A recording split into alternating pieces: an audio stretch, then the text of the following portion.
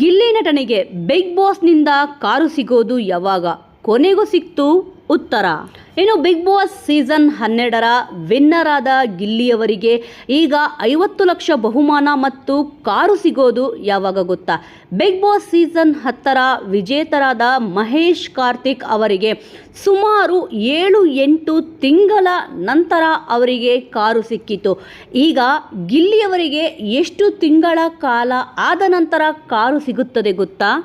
Big boss Kannada season 12ರಲ್ಲಿ ಗಿಲ್ಲಿ ನಟ ಅವರು ಗೆದ್ದು 1 ವಾರ ಕಳೆದಿದೆ.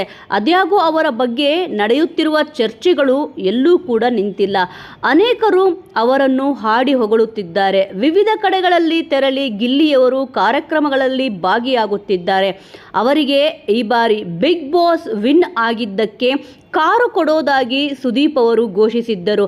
ಆದರೆ ಅದು ಗಿಲ್ಲಿಗೆ ಎಷ್ಟು ಬೇಗ ಕೈ ಸೇರುತ್ತದೆ?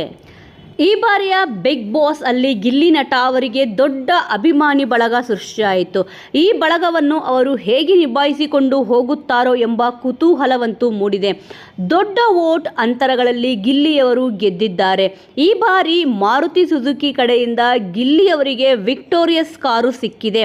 ಆದರೆ ಅದು ಸದ್ಯಕ್ಕೆ ಅವರ ಕೈ ಸೇರುವುದಿಲ್ಲ.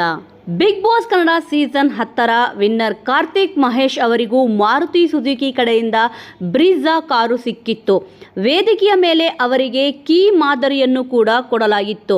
2024ರ ಅಂತ್ಯಕ್ಕೆ ಅಂದರೆ ಬಿಗ್ ಬಾಸ್ ಕನ್ನಡ ಸೀಸನ್ 10 ಕೊನೆಗೊಂಡಿತ್ತು.